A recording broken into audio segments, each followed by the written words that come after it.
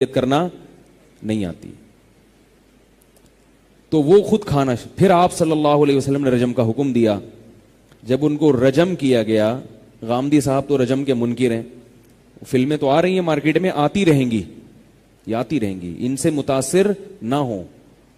اور سب قرآن حدیث کا لیبل لگا کے سب. میں نے پچھلے ہفتے بیان کیا تھا کوئی انجینئری فرقے پر, اس پہ لوگوں کے بڑے نیگیٹو کمنٹس آئے کہ وہ تو سب کو صحیح کہتے ہیں, وہ تو کہتے ہیں میں کسی فرقے میں نہیں ہوں. ان کا جو بات چیت کا اسٹائل ہے اس میں علماء پہ طنز ہوتا ہے, طنز ہوتا ہے. آپ یہ نہیں دیکھیں کہ آپ بات کیا کر رہے ہیں, آپ کے بات کے اثرات کیا ہو رہے ہیں. دلائل اس طرح سے دینا, اس طرح سے دینا. اس کی میں ایک چھوٹی سی مثال دیتا ہوں, میرا موضوع نہ کہیں چینج ہو جائے, مجھے تو اس موضوع پر بات کرتے ہوئے بھی تکلیف ہوتی ہے. مثال کے طور پر انہوں نے رفع الیدین کا مسئلہ بیان کیا کہ بخاری میں اتنی حدیثیں ہیں, مسلم میں اتنی حدیثیں ہیں, پھر بھی یہ لوگ رفع الیدین نہیں کرتے, پھر بھی یہ لوگ رفع. تو میں نے تو ان کے بھی جو ہے نا وہ کیا کہتے ہیں کہ جو ہے نا ان کے بھی, جب ظاہر ہے کہ ان کے عیوب میں نے اس سے پردہ ہٹایا ہے تو ان کو تکلیف تو ہوگی. اب یہ طنز ہے علماء پر. کن علماء پہ طنز ہے؟ امام ابو حنیفہ پہ بھی ہے, امام ابو یوسف پہ بھی ہے, امام محمد پہ بھی ہے, ابراہیم نخعی پہ بھی ہے, عبداللہ ابن مسعود پہ بھی ہے, حضرت علقمہ اور اسود پہ بھی ہے, اور لاکھوں کروڑوں مسلمان محمود غزنوی پہ بھی ہے, محمد ابن قاسم پہ بھی ہے, اور اللہ آپ کا بھلا کرے ٹیپو سلطان پہ بھی ہے, ٹھیک ہے نا, شاہ ولی اللہ پہ بھی ہے, مجدد الفسانی پہ بھی ہے. بڑے بڑے علامے جو رفع الیدین نہیں کرتے آئے, اور مجھ پہ بھی ہے, میرے تمام بزرگوں پہ بھی ہے, اور شام کے علماء میں جو رفع الیدین نہیں کرتے ان پہ بھی ہے, مکہ اور مدینہ میں بھی ایسے علماء موجود ہیں جو رفع الیدین نہیں کرتے, عرب میں بھی ہیں, ان پہ بھی ہے. تو یہ آپ بخاری اور مسلم کی خدمت کر رہے ہو یا امت کا تمام علماء پر سے اعتماد ہٹا رہے ہو؟ میں رفع الیدین کے مسائل نہیں چھیڑتا, میں صرف ایک اعتدال کے ساتھ ایک بات کرتا ہوں کہ اس وقت امت کو ایسے شخص کی ضرورت ہے جو لوگوں کو یہ بتائے کہ اس کے بھی دلائل ہیں اور اس کے بھی دلائل ہیں. بات سمجھ رہے ہیں؟ اس کے بھی دلائل ہیں اور اس کے بھی ہیں. دونوں قسم کے دلائل میں صدیوں پہلے بحث مکمل ہو چکی ہے. اب جب بحث مکمل ہو چکی اور مذاہب وجود میں آ گئے تو اب انہی میں سے کسی ایک کو فالو کر لو اور ان مسائل پر از سر نو تحقیق مت کرو. آئی بات سمجھ میں؟ انہی میں سے کسی ایک کو فالو کر لو, دوبارہ سے ان مسائل کو مت اٹھاؤ. دوبارہ اٹھایا تو پھر اگلی نسل پھر اٹھائے گی, پھر اٹھائے گی, پھر اٹھائے گی. امت یہ چھوٹے سے مسئلے کو ہی حل نہیں کر پائے گی اور بڑے بڑے مسائل امت سے رہ جائیں گے. فرقہ واریت ختم نہیں ہوگی, فرقہ واریت بڑھے گی اس سے. مثال کے طور پر یہ رفع الیدین کا مسئلہ نیا نہیں ہے. امام ابو حنیفہ اور امام اوزاعی کا مناظرہ مشہور ہے. امام ابو حنیفہ کے سامنے یہ بخاری مسلم کی حدیثیں تھیں, بخاری مسلم تو نہیں تھی مگر حدیثیں تو تھیں نا. اس کے باوجود ان کی رائے یہ بنی کہ رفع الیدین نہ کرنا بہتر ہے. امام شافعی کے سامنے یہ حدیثیں تھیں, ان کی رائے یہ بنی کہ کرنا بہتر ہے. دو رائے وجود میں آ گئیں, امت نے کہا کسی کو بھی فالو کر لو, اب مزید اس ٹاپک کو آگے مت بڑھاؤ. اب ہوتا یہ ہے کہ ہم میں سے کوئی بھی ایک طرف کے دلائل دیتا ہے اور اپنے آپ کو دنیا کا سب سے بڑا فنٹر سمجھ کے وہ کہتا ہے کہ سامنے والے پارٹی کے پاس دلائل ہیں ہی نہیں, لہذا ان پہ طنز کرتا ہے. ویسے کہے گا کہ وہ بھی ٹھیک ہے میں بھی ٹھیک ہوں, لیکن پھر جب ٹھیک ہے تو طنز کیوں کر رہے ہو بھائی تم؟ کہ بخاری کو نہیں مانتے, یہ مسلم کو نہیں مانتے. امام ابو حنیفہ اور امام اوزاعی, امام اوزاعی نے ایک مرتبہ امام حنیفہ سے کہا کہ آپ رفع الیدین کیوں نہیں کرتے؟ امام صاحب نے فرمایا کہ میرے پاس اس بارے میں کوئی چیز ثابت نہیں ہے. تو امام اوزاعی نے سند پڑھنا شروع کی. انہوں نے فرمایا کہ امام مالک کا سلسلے سے سند بیان کی, امام مالک, امام زہری, امام سالم اور عبداللہ ابن عمر, بہت زبردست سند ہے, اس کو سلسلۃ الذہب کہا جاتا ہے. کہ نبی صلی اللہ علیہ وسلم نے نماز پڑھی اور رفع الیدین کیا. امام ابو حنیفہ نے اپنی سند پڑھنا شروع. اب دیکھو امام ابو حنیفہ کے پاس حدیث آ گئی نا. اس سے یہ کہنا کہ امام صاحب کو رفع الیدین کی حدیث کا پتہ ہی نہیں تھا، ایسا نہیں ہے، پتہ تھا، لیکن ان کی جو تحقیق تھی وہ اس کے برعکس تھی. وہ کیا ہے وہ میں بھی بتاتا ہوں. میرا مقصد یاد رکھیں، رفع الیدین کا مسئلہ چھیڑنا نہیں ہے. مقصد ہے کہ دونوں طرف ہیں. آپ چونکہ یا تو آپ کے پاس علم نہیں ہے، یا تفقہ نہیں ہے، بصیرت نہیں ہے، یا آپ کا ظرف چھوٹا ہے، آپ کو ایک طرف کا سمجھ میں آتا ہے، دوسری طرف کا سمجھنے کے لیے آپ تیار ہی نہیں ہیں. اور یہ سب اس لیے ہے کہ ایک چیز کے آپ اہل نہیں ہیں اور اہل بن کے بیٹھ گئے، تو پھر یہی ہوگا. یہ کام مجتہدین کے ہیں. رفع الیدین کا مسئلہ حل کرنا، امام کے پیچھے فاتحہ پڑھنا نہ پڑھنا، یہ ہم لوگوں کا کام نہیں ہے. یہ کس کا کام ہے؟ مجتہدین کا. وہ اس کام سے فارغ ہو چکے ہیں. انہی میں سے کسی کو فالو کرو. اب میں ملیریا کا ٹیکہ ایجاد کروں، بھائی یہ بڑے بڑے ڈاکٹروں کا کام ہے، انہوں نے کر لیا ہے یہ. تو میں یہ عرض کر رہا تھا کہ امام ابو حنیفہ رحمہ اللہ تعالی نے اپنی سند شروع فرمایا حدثنا حماد قال حدثنا ابراہیم قال حدثنا علقمہ قال حدثني عبد اللہ بن مسعود الا اصلی بکم صلاۃ رسول اللہ صلی اللہ علیہ وسلم. کیا میں ایسے نماز پڑھ کے نہ بتاؤں جیسے نبی نے نماز پڑھی؟ پھر رفع الیدین تکبیر تحریمہ کے وقت کیا اور اس کے علاوہ نہیں کی. اب یہ مناظرہ ہو رہا ہے، کتنی شائستہ گفتگو ہو رہی ہے. دو بڑے بڑے وقت کے مجتہد. امام اوزاعی نے کہا کہ میں جو حدیث پیش کر رہا ہوں اس کے راوی کون ہے؟ امام زہری ہیں، بہت بڑے محدث ہیں. اس کے بعد حضرت سالم ہیں جو عبداللہ ابن عمر کے بیٹے ہیں. اس کے بعد عبداللہ ابن عمر صحابی رسول. امام ابو حنیفہ نے کہا میں جو سند پیش کر رہا ہوں حدثنی حماد، وہ کوفہ کے سب سے بڑے فقیہ ہیں.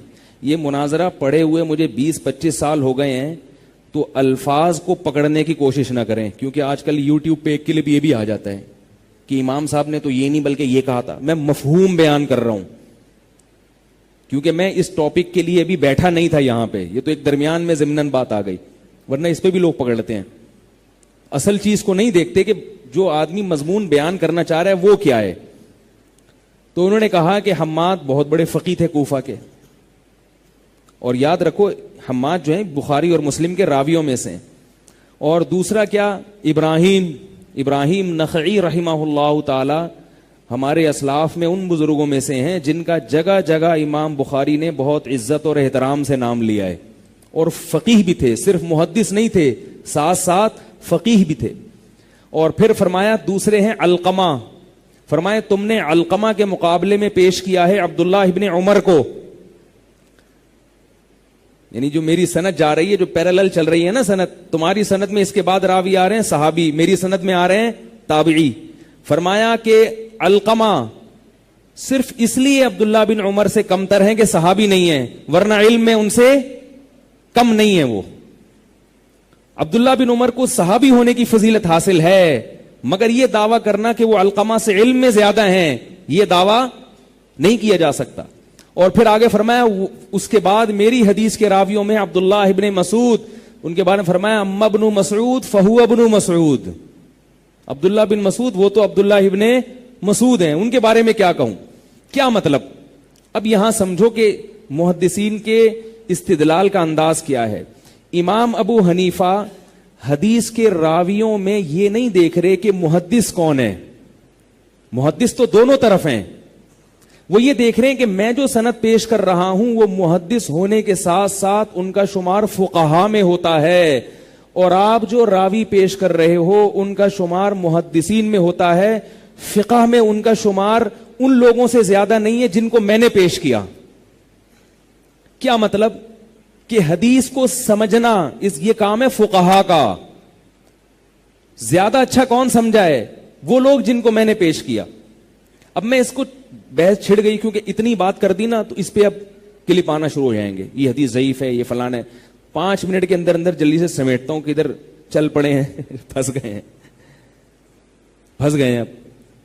تو میں اصولی ایک بات کرتا ہوں آپ کے سامنے. دیکھو یہ جو بخاری اور مسلم کی جو حدیثیں ہیں, یہ جتنی بھی حدیثیں ہیں, یہ بعد میں مرتب ہوئی ہیں. اسلام اس سے پہلے تھا. یہ جو ائمہ اربعہ ہیں نا, خاص طور پر امام ابو حنیفہ اور امام مالک, ان کا علم زیادہ تر مشاہدے پر مبنی ہے. مشاہدے پر, کیونکہ یہ وہ دور تھا جب تابعین اور تبع تابعین کی ایک جماعت زندہ تھی, تو یہ لوگ ان کو اپنی آنکھوں سے نماز پڑھتے ہوئے دیکھتے تھے. ان کو پتا تھا کہ یہ کون سی نبی کی نماز ایسی ہے جس کو فالو کرنا ہے اور کون سی نماز ایسی ہے جس کو فالو نہیں کرنا. بات آ رہی ہے سمجھ میں؟ ابراہیم نخعی بہت بڑے بزرگ ہیں, بہت بڑے محدث ہیں. ان سے کسی نے وائل ابن حجر رضی اللہ تعالیٰ عنہ کی حدیث سنائی رفع الیدین کرنے والی. ابراہیم نخعی نے فرمایا کہ اگر وائل ابن حجر نے نبی کو ایک مرتبہ رفع الیدین کرتے ہوئے دیکھا ہے تو عبداللہ ابن مسعود نے 1000 مرتبہ نہ کرتے ہوئے دیکھا ہے.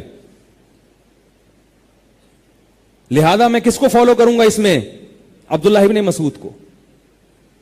اب لوگ جو اعتراض کرتے ہیں ہم پر, یا امام ابو حنیفہ پہ گویا کہ طنز ہو رہا ہے, وہ اعتراض یہ ہوتا ہے کہ رفع الیدین کرنے کی حدیثیں زیادہ ہیں, نہ کرنے کی حدیثیں بہت کم ہیں. آئی بات سمجھ میں؟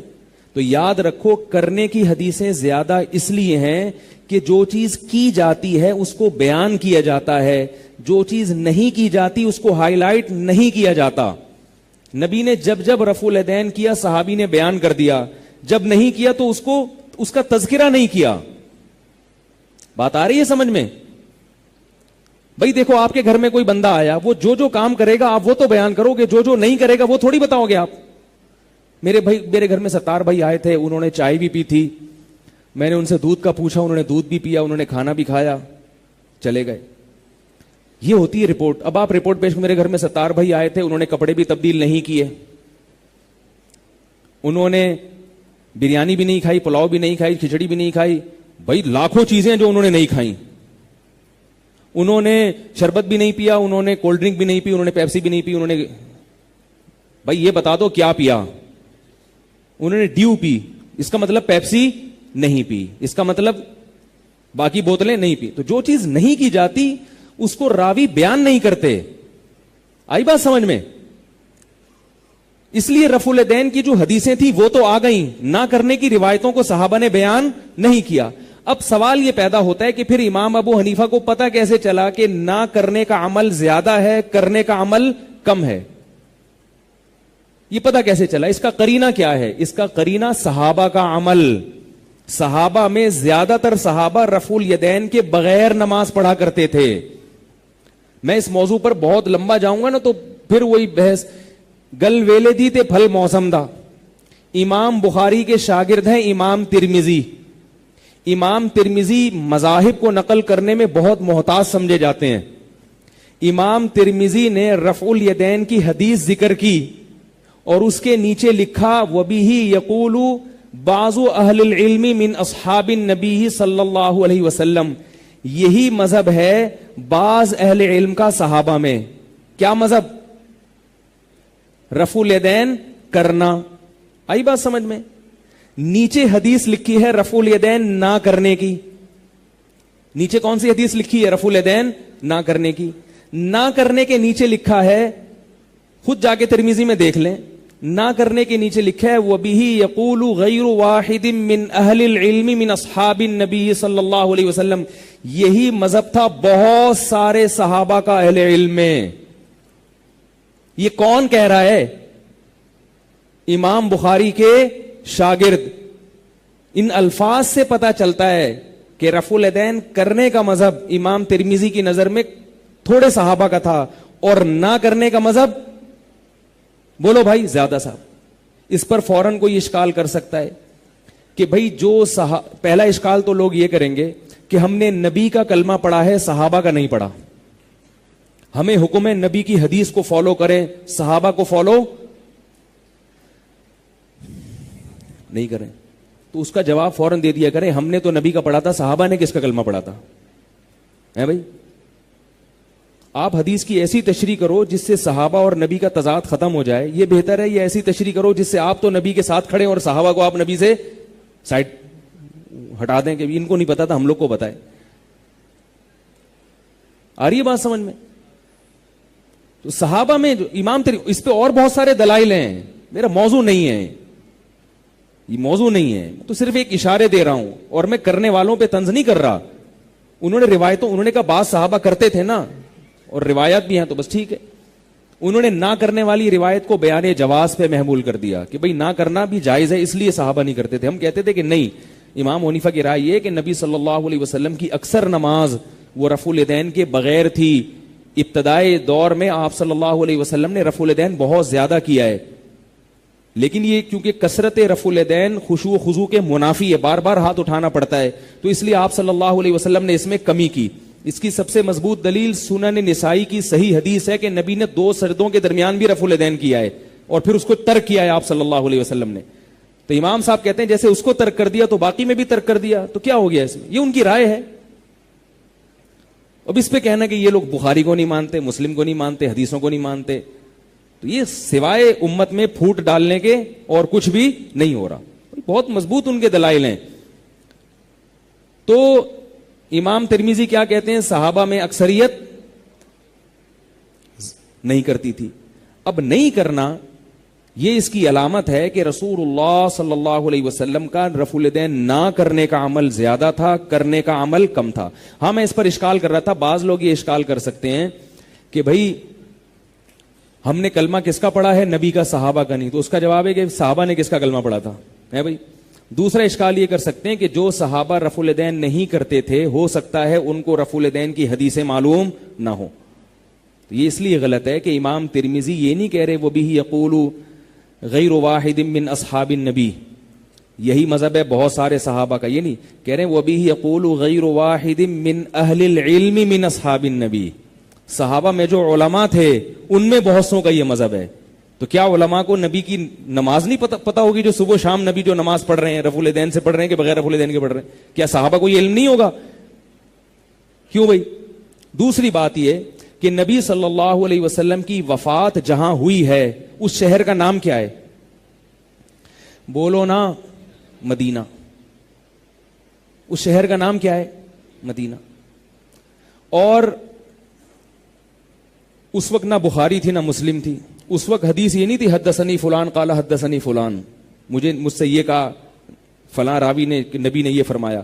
اس وقت جس نے نبی کی نماز دیکھنی ہے مسجد نبوی میں جا کے دیکھ لے، جیسے پڑھ رہے ہیں ویسے پڑھنا شروع کر دے. صلو کما رأیتمونی اصلی، نبی نے اہل مدینہ سے فرمایا جیسے میں نماز پڑھتا ہوں پڑھو. تو نبی کی جب موت واقع ہوئی ہے تو ہم دیکھتے ہیں کہ مسجد نبوی میں کیسی نماز پڑھی جا رہی تھی اس وقت اور مدینہ میں کیسی پڑھی جا رہی تھی. اس کی گواہی امام مالک نے دی ہے. المدونۃ الکبریٰ میں امام مالک کے شاگرد ہیں قاسم، جو سب سے مستند روایت سمجھی جاتی ہے. امام قاسم کہتے ہیں کہ میں نے امام مالک سے رفع الیدین کے بارے میں پوچھا. امام مالک نے فرمایا کہ میں نے اہل مدینہ کو رفع الیدین کرتا ہوا نہیں پایا. نہیں آ رہی نا؟ تو وہ مدینہ جہاں نبی کی موت واقع ہوئی وہاں تابعین، صحابہ کے جو شاگرد تھے نا وہ تابعین، وہ رفع الیدین نہیں کر رہے تھے.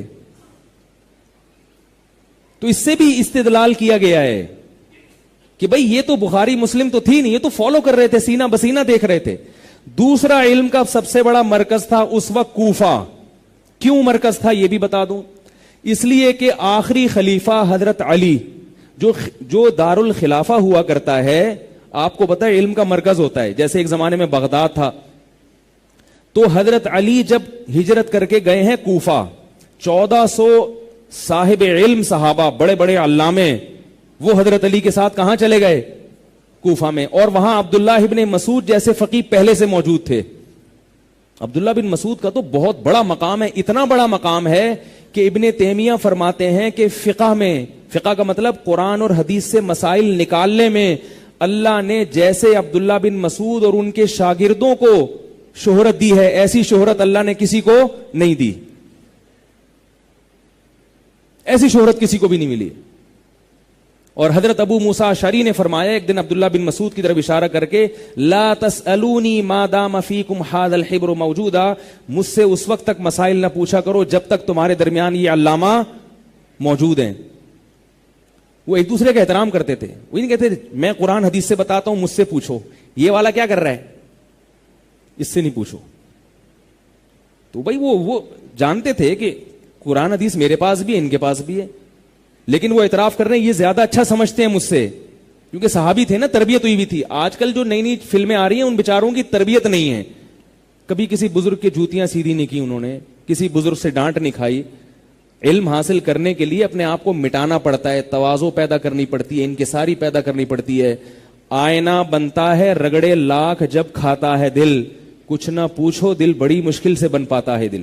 جب یہ رگڑے ہوتے ہیں تو پھر بزرگوں کا احترام دل میں آتا ہے، اکابر کا، علماء کا، ائمہ کا، محدثین کا، سب سے عقیدت محبت ہوتی ہے. ان کے بارے میں انسان زبان بہت احتیاط سے استعمال کرتا ہے، اپنے آپ کو ان کے مقابلے میں جاہل کہتا ہے بھائی ہم جاہل ہیں، وہ تھے پڑھے لکھے. سمجھ رہے ہو کہ نہیں سمجھ رہے؟ ان کے مقابلے میں. بعض لوگ کہتے ہیں کہ پھر آپ اپنے آپ کو مفتی کیوں کہتے ہیں؟ بھائی ہم آپ کو آپ کے مقابلے میں مفتی کہہ رہے ہیں. صحیح ہے نا؟ عجیب عجیب طنز آتے ہیں میرے اوپر. آپ تو کہہ رہے ہیں کہ آپ لوگ اپنے آپ کو مقلد ہیں، آپ تو جاہل ہیں، آپ کو تو آتا کچھ نہیں ہے. کچھ نہیں آتا مجتہدین کے مقابلے میں، آپ کے مقابلے میں اللہ کا شکر ہے بہت کچھ آتا ہے. آپ کو تو اتنا بھی نہیں آتا کہ کیسے بزرگوں کا احترام ہوتا ہے، کیسے ادب ہوتا ہے، کیسے تمیز ہوتی ہے. ہاں ٹھیک ہے ہم بہت سوں کے مقابلے میں نالائق ہیں، ہم یہ نہیں کہتے. تو دوسرا علمی مرکز کیا تھا؟ کوفہ تھا. اب کوفہ میں عبداللہ ابن مسعود گئے ہیں، حضرت علی گئے ہیں. کوفہ کے بارے میں اہل کوفہ کا اجماع تھا کہ وہ رفع الیدین نہیں کرتے تھے. مصنف ابن ابی شیبہ کی روایت ہے، کان اصحاب علی وابن مسعود لا يرفعون ایدیہم فی الصلاۃ. حضرت علی کے شاگرد اور عبداللہ بن مسعود کے شاگرد رفع الیدین نہیں کرتے تھے. البتہ حضرت علی سے بعض موقع پر احیاناً ثابت بھی ہے. تو ہم بھی کہتے ہیں اگر کوئی کبھی کر لے تو کوئی حرج نہیں ہے، اس میں کچھ بھی نہیں ہوگا، کوئی ناجائز تھوڑی کہتے ہیں ہم. افضل کیا ہے کہ عام طور پہ جو آپ کی نماز ہونی چاہیے وہ رفع الیدین کے بغیر. یہ امام ابو حنیفہ کی رائے ہے، اور اسی رائے کو امت کے ایک بہت بڑے طبقے نے فالو کیا ہے. اور وہ کہتے ہیں یہ قرآن کے اس قریب بھی ہے کہ اس میں خشوع زیادہ ہے. آپ دیکھیں جو لوگ بار بار کر رہے ہو تو بار بار ہاتھ ہلا رہے ہوتے ہیں، تو وہ کہتے ہیں بھائی اسکنو، نماز میں سکون پیدا کرو. لیکن اس کے باوجود امام شافعی بھی ہمارے لیے قابل احترام ہے. انہوں نے روایات کو دیکھا، حدیث کے ظاہر کو دیکھا، کوئی اگر اس کو فالو کرتا ہے سبحان اللہ. صحابہ کرام میں اگر اکثر صحابہ امام ترمذی کی شہادت کے مطابق رفع الیدین نہیں کرتے تھے تو بہت سے کرتے بھی تو تھے نا، تو ان کو بھی تو ہم تھوڑی مسلمانوں کی فہرست سے نکال سکتے ہیں. تو اس لیے ہمارے بزرگوں نے ایک بڑی پیاری بات کہی ہے کہ اللہ تعالیٰ نے کو جو ہے نا، اللہ تعالیٰ کو اپنے نبی کی ہر ادا اتنی اچھی لگی کہ اللہ نے کسی نہ کسی شکل میں وہ ادا قیامت تک کے لیے محفوظ کر دی ہے. تو یہ والی بھی محفوظ کر دی، وہ والی بھی محفوظ.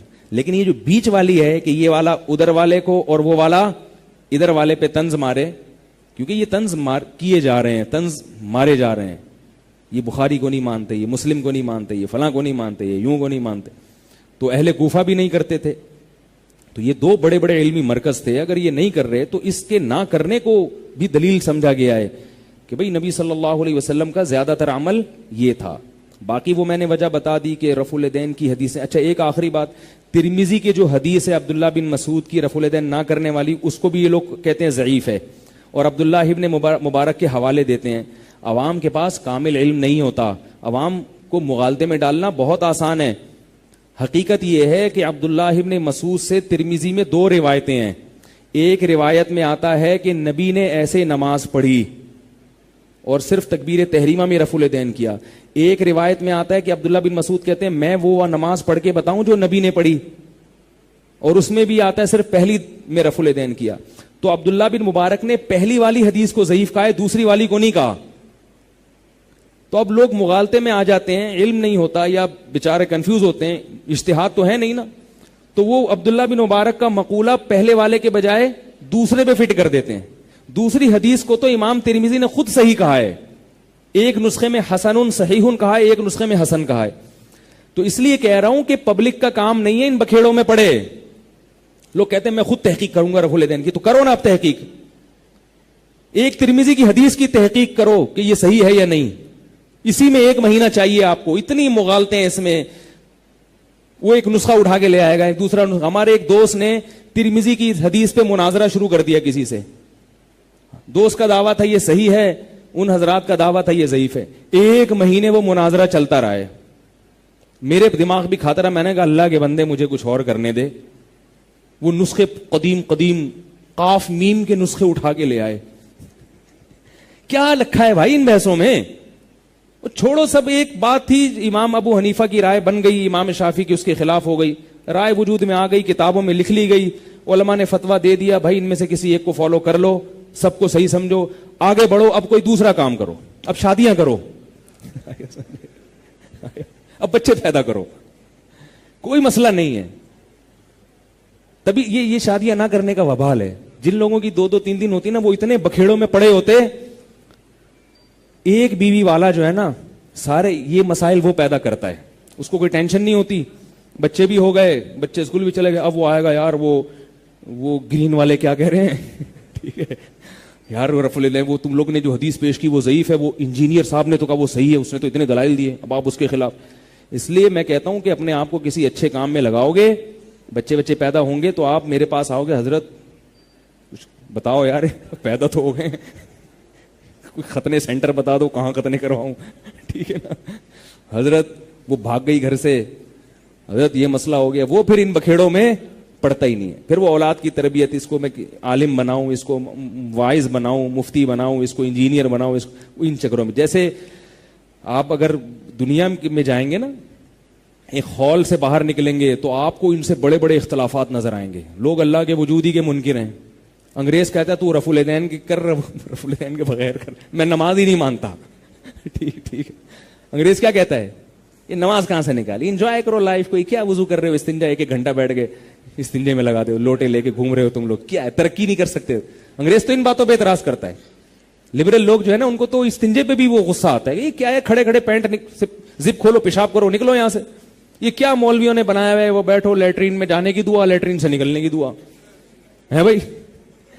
وہاں بیٹھو پھر 2 لوٹے پورے چھینٹے نہ پڑ جائیں. انگریز جو ہے نا ان باتوں پہ ہنس رہا ہے. تو ہم نے انگریز کو یہ سمجھانا ہے کہ بھائی جانے کی بھی دعا ہوتی ہے کیونکہ اسلام تہذیب سکھاتا ہے بھائی واش روم بھی تمیز سے جاؤ. یہ کیا ہے، میں ایک دفعہ کسی دوسرے ملک میں تھا، ملک کا نام نہیں بتاؤں گا آپ کو، وہ اس ملک کی توہین ہو جائے گی. تو میں نے دیکھا کہ وہ ایک جہاز، نئی فلائٹ آئی ہے، کچھ گورے اترے. میں پہلی مرتبہ یہ منظر میں نے دیکھا تھا. کچھ گورے اترے، لائن سے کھڑے ہوئے ہیں. گورے اترتے ہی نا وہ سوٹ ٹائی میں تھے، بریف کیس ان کے ہاتھ میں، اور وہ یعنی عام جہاز نہیں تھا جو مسافروں والا جہاز ہوتا ہے، کوئی حکومتی اہلکار ہوں گے. رن وے پہ ہی اتر گئے. وہ پتہ نہیں رن وے پہ کیوں اترے، کیا حکمتی واللہ عالم. تو وہ اتر کے سارے نیچے اترے اور میں نے دیکھا لائن سے کھڑے ہوئے ہیں بالکل جیسے. میں غور سے دیکھ رہا ہوں ایئرپورٹ کی جالیوں سے کہ یار یہ کوئی ان کی عبادت ہے کہ ایئرپورٹ پہ اترتے ہی ہم نے سب نے کیا کرنا ہے، لائن سے کھڑے ہونا ہے. لائن سے شاید کوئی عبادت کا ان کا طریقہ ہو، کوئی غیر مذہب کیوں، یا یہ کوئی سیکیورٹی کے لوگ ہیں کیا ہے. میں بہت دیر سے کافی دیر دیکھ رہا ہوں یہ ہو کیا رہا ہے. میں نے ساتھ والے میں نے کہا یہ کیا کہہ رہے ہیں، پیشاب کر رہے ہیں. میں نے کہا یہ کیا کر رہے ہیں، سب پیشاب کر رہے ہیں کھڑے ہو کر، لائن سے کھڑے ہوئے کندھے سے، جیسے نماز میں ہوتے ہیں نا باجماعت، اور زبیں کھول کے. وہ تو شکر ہے قریب نہیں تھے، شکر ہے قریب نہیں تھے، سب دھار لگا کے. تو بھائی اب اسلام اتنی تو تمیز سکھائے گا نہیں، کیا کر رہے ہو اللہ کے بندو تو ہمیں تو دنیا کو تہذیب سکھانی ہے، گھریلو نظام کو صحیح کرنا ہے. ہم اگر ابھی ان چکروں میں پڑیں گے تو اس لیے سب کے پاس قرآن و حدیث ہے. ایک آخری بات، بنیادی عقائد میں ہمیں تحقیق کرنے کا حکم ہے، اسلام کے جو بنیادی عقائد ہیں. اسی طرح جو بالکل اجماعی باتیں، بدعت ہے، کونڈے مونڈے ہو گئے، اور یہ جو ہم جس طرح سے اپنی طرف سے جو ہم نبی کی یاد مناتے ہیں اور اس میں بہت زیادہ غلو کرتے ہیں، اور جس کا کوئی بھی اس کا دنیا میں قائل رہا ہی نہیں ہے، تو ایسی چیزوں میں ہمیں شریعت حکم دیتی ہے کہ بھئی تحقیق کر کے حقیقت تک پہنچو. باقی جو فروعی مسائل ہیں جو مجتہدین میں اختلافی ہیں، اس میں عوام کو تحقیق کی اجازت نہیں ہے. یہ نہیں کہ عوام کو ثواب ملے گا، اجازت نہیں ہے، آپ اس کے اہل نہیں ہیں. اور یہ قرآن سے ثابت ہے. قرآن میں جو آتا ہے نا کہ ہم نے قرآن و حدیث کو آسان کر دیا، تو قرآن سے مراد ہے نصیحت کے لیے آسان کر دیا، فقہی مسائل کے لیے آسان کر دیا، ایسا قرآن میں کہیں نہیں ہے. اس کے لیے الگ آیتیں ہیں. اس سے پتہ چلتا ہے کہ مسائل کا استنباط، فروعی مسائل، اس میں قرآن بہت مشکل ہے. اب اس کے دلائل کیا ہیں یہ کسی اور وقت میں دوں گا. وہ بہت مشکل بنایا ہے، تبھی اس کے لیے فقہاء ہیں، مجتہدین ہیں، وہ عام آدمی کا کام نہیں ہے.